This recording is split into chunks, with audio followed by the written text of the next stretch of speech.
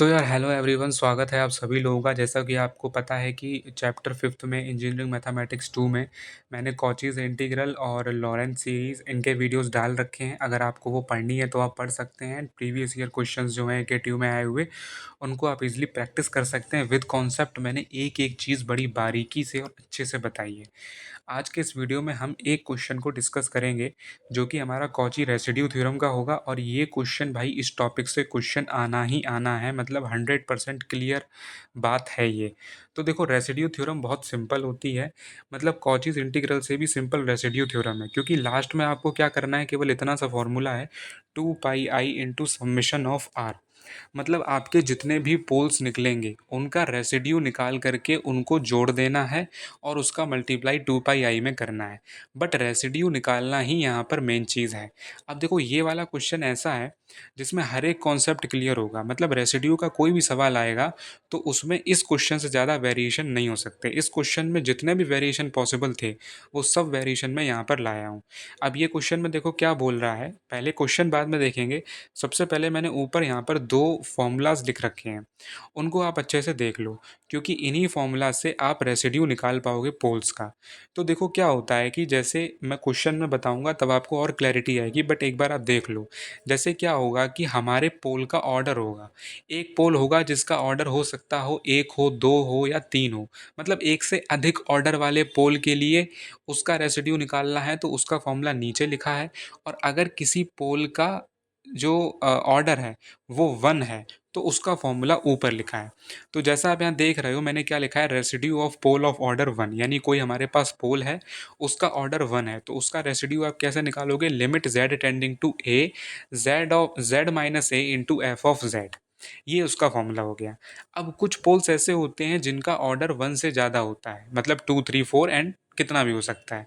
तो उसके लिए फॉर्मूला क्या होता है, 1/m-1 factorial into limit z tending to A into D raise to power m-1 upon D Z raise to power m-1 of z minus A raise to power m into F of z। बात समझ में आई? ये formula रहता है। अब भाई ये formula आपको याद करना ही पड़ेगा।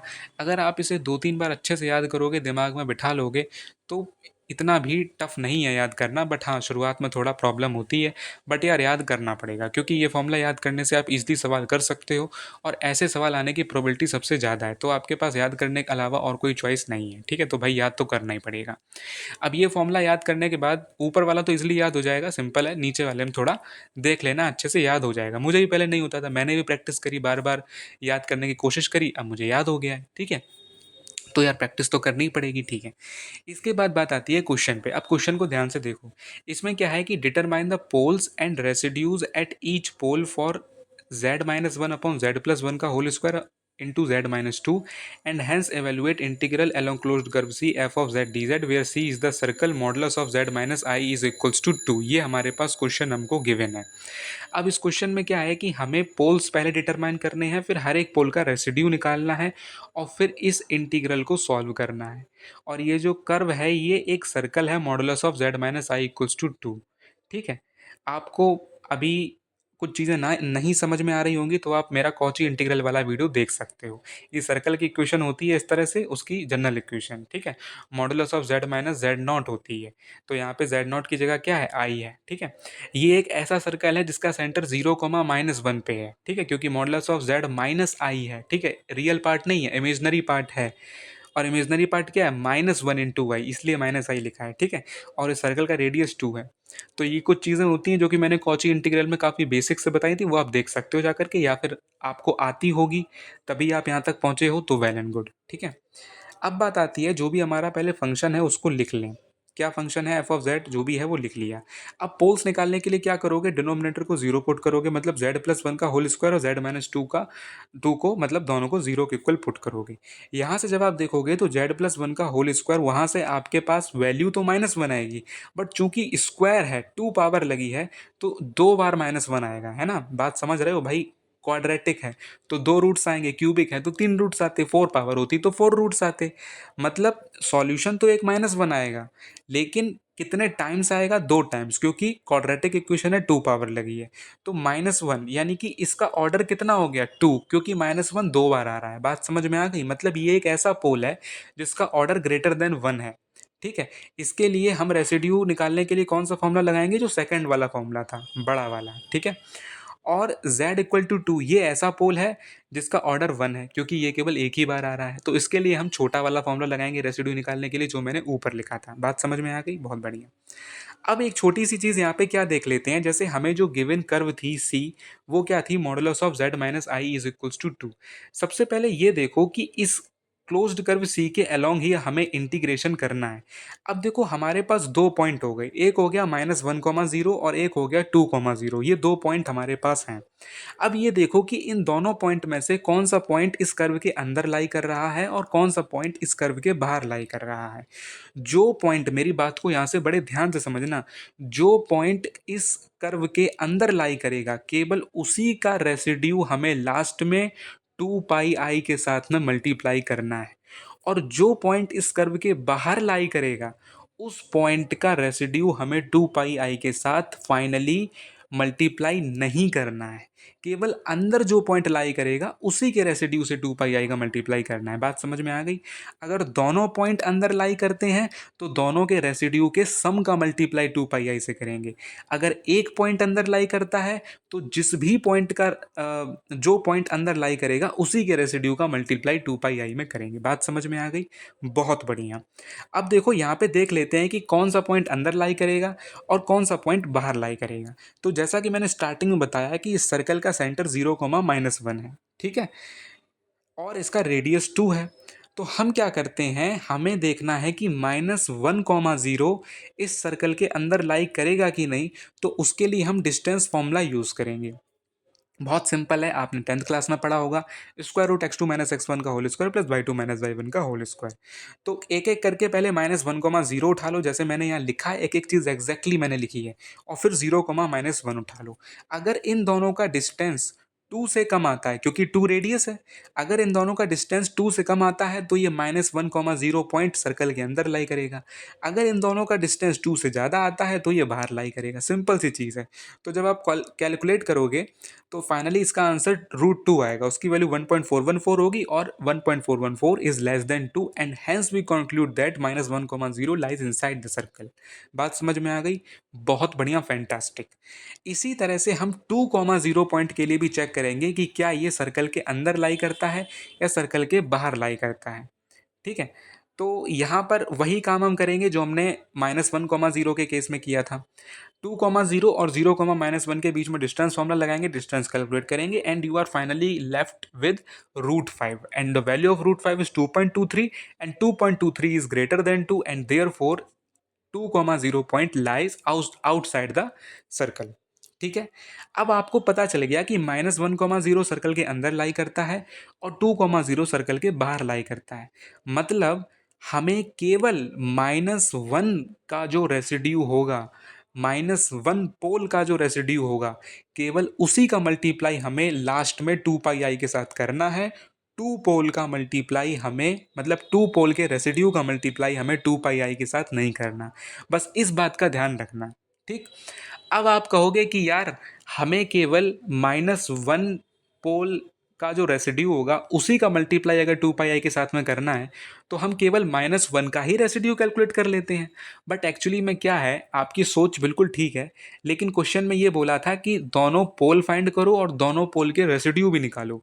तो इसलिए हमें दोनों पोल के रेसिड्यूज भी निकालने पड़ेंगे। अगर क्वेश्चन में ये ना बोला होता कि दोनों के रेसिड्यू भी निकालो, तो आपकी बिल्कुल सोच ठीक थी, केवल आप -1 वाले पोल का रेसिड्यू निकालते और उसका मल्टीप्लाई 2 पाई आई में कर देते। बट यहाँ पे दोनों पोल के रेसिड्यू भी पूछे हैं, तो एक एक करके आप दोनों पोल के रेसिड्यू भी निकालोगे। तो जो फॉर्मूला था हमारा 1/-1 factorial m-1 factorial limit z tending to a, और ये सब जो आगे जो भी है फॉर्मूला मैंने लिख दिया है। ठीक है, इसमें आप वैल्यूज पुट करोगे। अब यहाँ पे ध्यान से समझना, जो m है वो ऑर्डर है, यानी -1 2 बार आया था ना, -1 का ऑर्डर 2 था, तो जो m है वो ऑर्डर है, और जो a है वो पोल की वैल्यू है। पोल की वैल्यू क्या है -1, ठीक है। -1 का ऑर्डर क्या है 2, तो m क्या है 2 और a क्या है -1। भाई ये चीज़ बहुत अच्छे से याद रखना, क्योंकि बहुत से लोग ऐसे होते हैं जिन्हें फॉर्मूला अच्छे से याद होता है, बट यही नहीं उन्हें पता होता कि m क्या चीज़ है और a क्या चीज़ है। तो a पोल है, ठीक है, -1, और m उसका ऑर्डर है यानी 2, ठीक है। वहाँ पर ये सब चीज़ें रख दो। जब रखोगे एफ ऑफ जेड, तो जो आपको स्टार्टिंग में गिवन था वही रखना है। उससे z+1 के होल स्क्वायर से z+1 का होल स्क्वायर कट जाएगा। आराम से आप रख सकते हो, इतना तो पुट कर ही सकते हो भाई, बेसिक मैथ से। उसके बाद आपको limit z tending to -1 d/dz z-1/z-2 करना है, यानी इसका डिफरेंशिएशन करना है with respect to z। Quotient rule आप यहाँ पे लगा सकते हो, लेबनिज क्वोशिएंट रूल, और यहाँ पे आप इसका डिवीजन कर सकते हो, ठीक है। उसके बाद डिवीजन मतलब मेरे कहने का लेबनिज क्वोशिएंट रूल लगा करके आप इसका डिफरेंशिएशन कर सकते हो, ठीक है। उसके बाद जो भी डिफरेंशिएशन करके फाइनल आंसर आए उसमें आप z की जगह -1 डाल देना, और finally you are left with -1/9। भाई यहाँ पे कोई बताने वाली बात नहीं थी, बेसिक मैथ्स थी।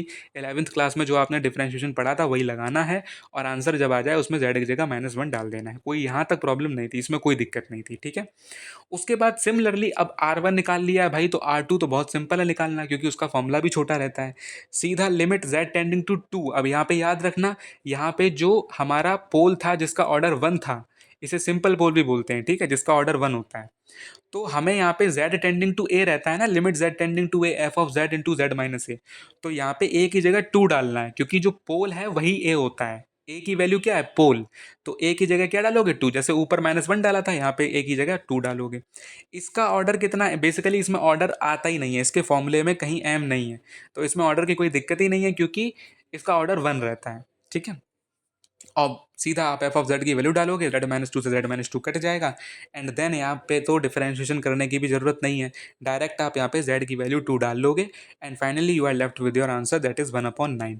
अब आपको क्या करना है, आपने दोनों पोल निकाल लिए थे, दोनों पोल के रेसिड्यू निकाल लिए। अब आपको इंटीग्रल जो कैलकुलेट करना था अलोंग क्लोज्ड कर्व सी, उसकी फाइनल वैल्यू निकालनी है। तो आपको क्या करना है, जो पॉइंट उस कर्व के अंदर लाई करेगा, केवल उसी के रेसिड्यू आपको मल्टीप्लाई करना है 2πi के साथ में। बात समझ में आई?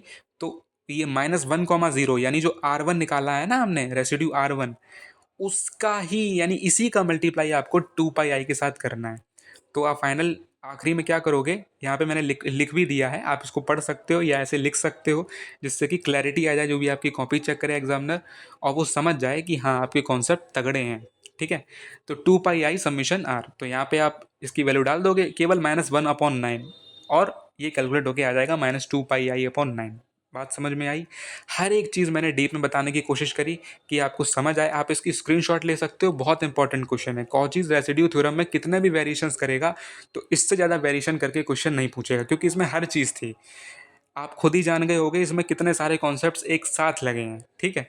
किस तरह से सर्कल के अंदर देखना है, कौन अंदर लाई कर रहा है, उसी का रेसिड्यू मल्टीप्लाई करना है, पोल निकालने हैं, दोनों ऑर्डर वाले पोल थे, दोनों ऑर्डर के पोल के रेसिड्यू भी निकाले, मतलब हर एक चीज़ कवर हुई। कोई भी चीज़ ऐसी नहीं थी जो छूटी हुई हो। इसीलिए मैंने स्टार्टिंग में कहा था कि इस क्वेश्चन में आपके हर एक कॉन्सेप्ट क्लियर होंगे। तो भाई यार, अगर क्वेश्चन अच्छा लगा हो, वीडियो अच्छा लगा हो, समझ में आया हो, वाकई अगर आया हो समझ में, तो यार प्लीज़ चैनल को सब्सक्राइब जरूर करना है यार। वीडियो बनाने में मेहनत लगती है, आपके लिए मैं बहुत अच्छे अच्छे वीडियो लेकर के आऊँगा, और बहुत अच्छे अच्छे वीडियो ला भी चुका हूँ। आप कॉचीज इंटीग्रल की प्रैक्टिस कर सकते हो, लॉरेंस सीरीज़ की प्रैक्टिस कर सकते हो। मैंने एक एक कॉन्सेप्ट उसमें मतलब क्लियर बिल्कुल अच्छे से बता रखा है। तो प्लीज़ यार भाई, चैनल को बिना सब्सक्राइब करे बिल्कुल भी मत जाना, क्योंकि मेहनत लगती है और फ्री है सब कुछ, कोई भी आपको रुपए नहीं देने, बस एक चैनल सब्सक्राइब करना है। हमारी बहुत मदद होगी और मुझे मोटिवेशन मिलेगा, तो मैं आपकी और हेल्प करूँगा। तो यार वीडियो देखने के लिए बहुत बहुत धन्यवाद। मिलते हैं नेक्स्ट वीडियो में, तब तक के लिए थैंक यू वेरी मच।